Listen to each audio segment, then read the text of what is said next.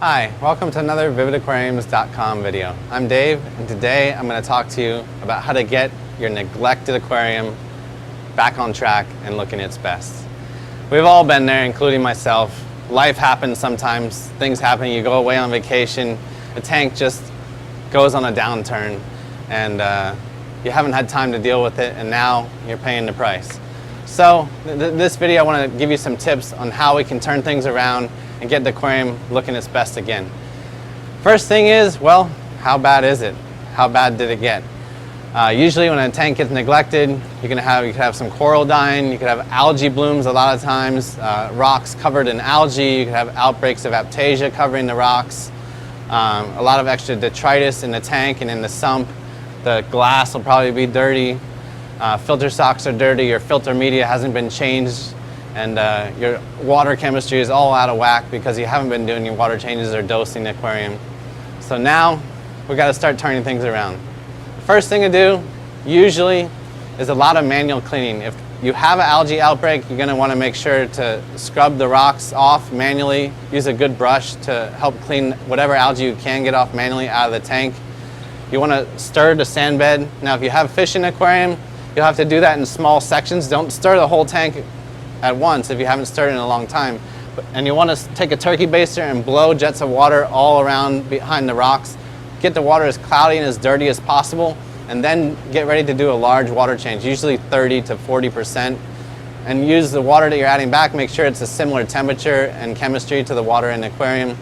You may need to do a big water change once a week for 3 or 4 or 5 weeks to help get things back in track. You'll need to spend some time. If obviously you spend some time not testing while you're on vacation or doing whatever, now you got to pay the price and spend a little extra time testing to get the chemistry back in line.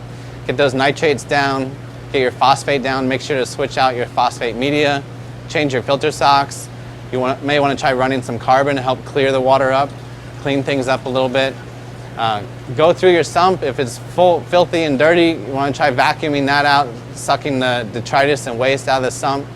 And again, every time you do a water change, stir up the water, create a storm, stir a little bit more of the sand bed, make the water as dirty as possible, and then suck that dirty water out of the tank to get it out of your system. Now you also got to look at the algae in the tank. If you have a lot of algae, usually you want to start raising your magnesium levels while you're dropping your nitrate and phosphate. When you raise the magnesium, especially using a product like Tech M, you're going to help remove that nuisance algae from the tank. So definitely dose magnesium, stay on top of your calcium alkalinity as well. Those three are important to help getting coralline algae, the nice purple algae growing in the tank again, and helping to get rid of the ugly, nasty green algae. If you have aptasia in the tank, check out our video on aptasia. You want to go and make sure to get rid of that. And always hobbyists ask, well, should I just take my rock out and dry it out or throw it away and get new rock? And at some point, that may be a viable option. That's something you kind of have to decide for yourself. But usually if you're talking about taking all your rock out of the tank, usually you're starting over. So you're going to need to find a home for the fish for the time being and any coral that you're housing. If you're going to do a total tank teardown, I recommend usually throwing away the sand bed and starting with new sand, or thoroughly rinsing the sand in salt water so you don't kill the bacteria in it. That's the main thing. Just be aggressive.